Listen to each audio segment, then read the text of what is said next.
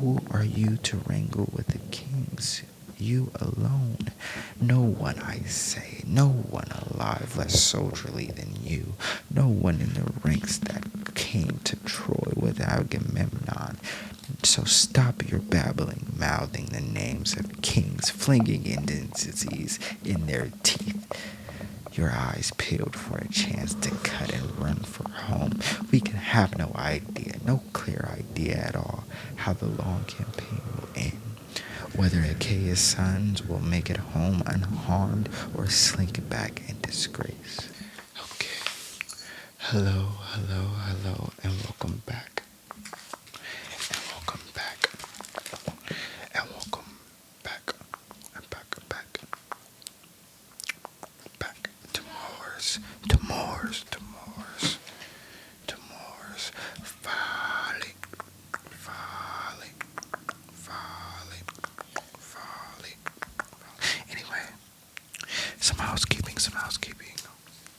First and foremost, whatever's happening back here, that's all Mesmer Lion. Two, if you hear any background noise, I'm sorry. I apologize in advance for that. Three,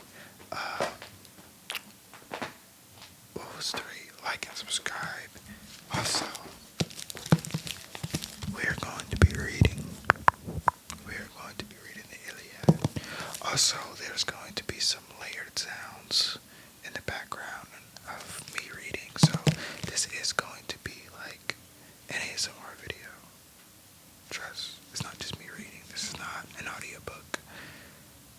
This is an ASMR video. So, I hope that everybody is okay with that, and I'm going to just start where I left off. Just pretend like you just randomly came across me. You was like, hey, what are you reading? And you wanted to have a read along. And I'm not going to be reading it in a whisper, I'm sorry. I'm going to be doing it in a nice soft voice. I'm going to try, okay? Okay, here we go. Oh, and yes, I will stutter on some of these Greek names. Just be prepared for that. I'm not I don't read Greek names all the time, so be prepared. Crowding your lodges, best a lot, the beauties we hand you first.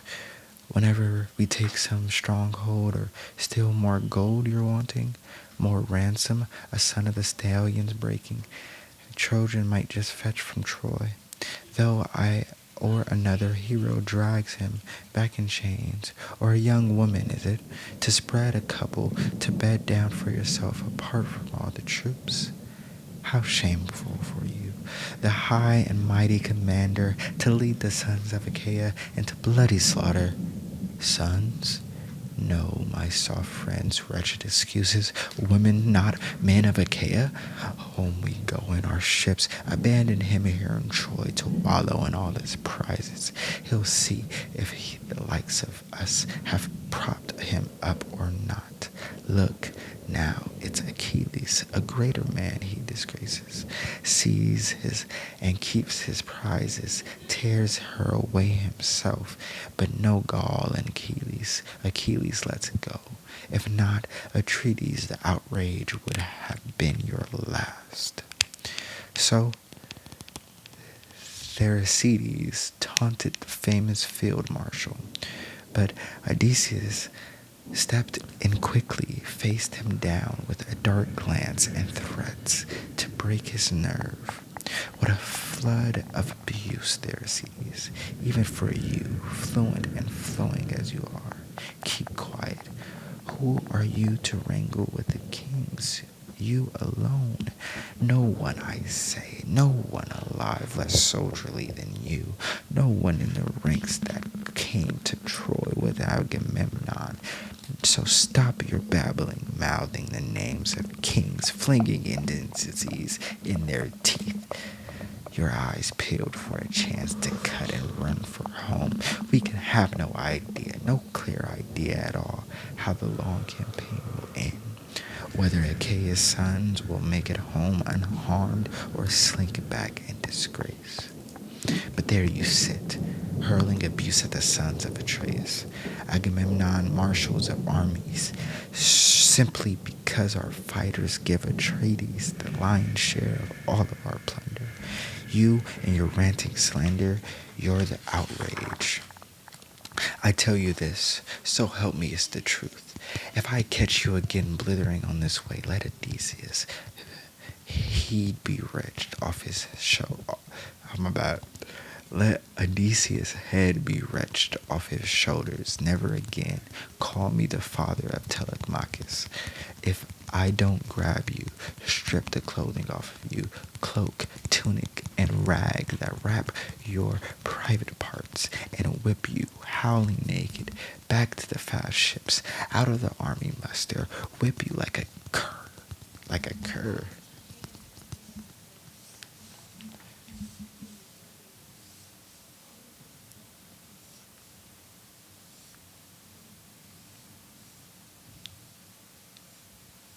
Cur. A cur is a contemptuous term for a worthless, aggressive, or mixed breed dog. Okay. Wow, I'm gonna start using that one. Start calling niggas cur. Anyway.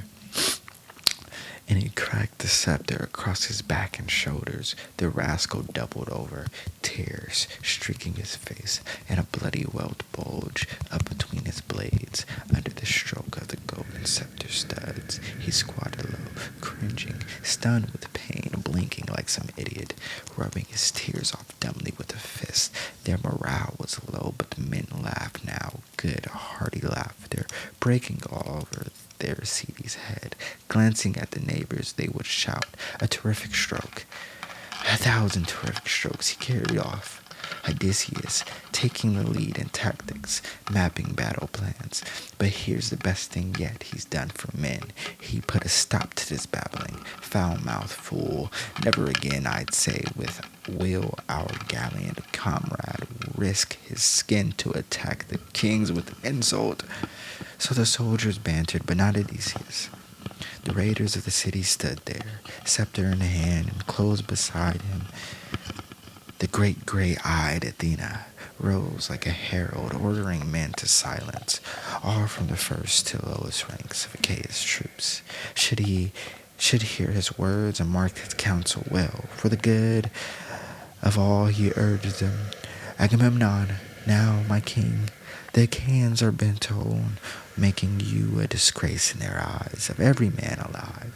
Yes, they failed to fulfill the promise sworn that day they sailed here from the stallion land of Argos, that not until you had razed the rugged walls of Troy would they sail home again. But look at them now, like green defenseless boys, widowed women whimpering to each other, wailing to the journey back.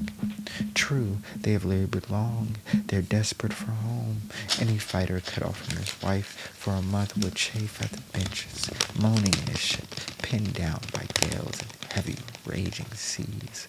A month, but look at us. This is the 9th year come round, the knife we've hung on here. We could blame the Achaeans for chafing, bridling besides the big ships. Ah, but still, what a humiliation it would be to hold out so long. Then sail home empty-handed. Courage, my friends, hold out a little longer, till we see if Calchas divined the truth or not. We all recall the moment. We cannot forget it. We were all witnesses then. All, at least the deadly spirits have not dragged away. Why, it seems that only yesterday or the day before, when our vast armada gathered, moored at Aulis, moored at Aulis, freighted with slaughter, bounded for Priam's Troy. We were all busy then, milling round in spring and offering victims up on the holy altars, full of sacrifice to the gods, to guarantee success. Under a spreading plane, trees where the water splashed, glittering in the sun, where a great omen appeared, a snake in its back streaked red with blood, a thing of terror. Olympian Zeus himself had launched himself into the clean light of day. He slid from under the altar gilded under the tree, and there the brood of a sparrow, helpless young ones, teetered high on the topmost branch tips, cowering under the leaves there. 8 there were all told, and the mother made the ninth. She'd borne them all, chirping to the beak, the heart, but the snake gulped them down, and the mother cried out for her babies, fluttering over them.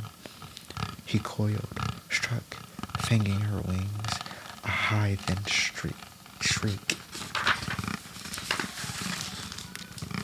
But once he swallowed down the sparrow with her brood, the son of cricket Cronus, who sent the serpents forth, turned him into a sign, a momentum clear to see.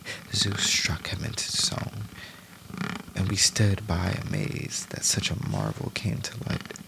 So then, when those terrible monstrous omens burst in on the victims we were offering the gods, Calchas swiftly revealed the will of Zeus. Why struck down now, my long-haired Achaeans? Zeus, who rules the world, hath shown us an awesome sign, an event long in the future, late to come to birth. But the fame of that great work will never die. As the snake devoured the sparrow with her brood, 8, and the mother made the ninth, she born them all. So we will fight in Troy the many years, and then in the 10th will take her brood retreats. So that day the prophet revealed the future, and now look, by God, it all comes to pass. Up with you, all you Argives geared for combat, stand your ground right here until we take the mighty walls of Priam. He fired them so, the armies roared and the ships resounded round them, shuddering echoes ringing from the shouts as Argives cried as sent King Odysseus words, and Nestor, the noble horseman, spurred them more. What a disgrace, look at you, carrying on in the army's muster just like boys, fools, not a thought in your head for the works of battle. What become of them now? The pacts and oaths we soar into the flames with counsels, and all the plans of men, the vowed seals with strong unmixed wine, the firm clasp of the right hand we trusted. We battled in words, as always mere words, and what the cure? We cannot find a thing, no matter how many years we wrangled here. Agamemnon, never swerve. Hold your first plan of action. Lead your armies heading headlong into war. The rest of them, let them rot. The 1 or 2 who hatch their plans apart from all the troops, what good can they win from that? Nothing at all. Why, they scuttle home before they can even learn if the vows of Zeus with the dark cloudy shield are false or not. Zeus, the son of almighty Cronus, I remind you, bowed his head that we board ship, and all the Argives laden with blood and death for Troy. His lightning bolts on the right, good omens blazing forth. So now let no man hurry to sail home, not yet, not till he is bed downs with faithful Trojan wife, payment in full for the groans and shocks of war we have all borne for Helen. But any soldier wild with a desire to reach his home at once, just let him lay a hand on his black bench ship, and right in front of the rest he'll reach his death. But you, my king, be on your guard yourself. Come, listen well to another man. Here's some advice, not to be tossed aside, and I will tell it clearly. Range your men by tribes, even by clans. Agamemnon, so clan fights by the side of the clan, tribe by tribe. Fight this way. If the Argives still obey you, then you can see which captain is a coward, which contingent too, and which is loyal, brave, since they will fight in separate formations of their own. Then, once more, if you fail to sack the city, you will know if the will of God is to blame or the cowardice of your men inept in battle. And King Agamemnon took his lead, saluting again. Old men, outfought the Argives in debate. Father Zeus, Athena, Apollo, if only I had 10 men like Nestor to plan with me among Achaea's armies, then we could topple Priam's citadel and one day throttle in. Sorry. If only I had 10 men like Nestor to plan with me among Achaea's armies, then we could topple Priam's citadel on a day, throttle it in our hands, and get Troy to nothing. Okay, I think we're gonna stop there, because book 2 is pretty long, and yeah, book 2 is pretty long, so I think we're gonna stop there. I hope everybody enjoyed that one. I'm enjoying that one so far. It's a nice one. The Iliad.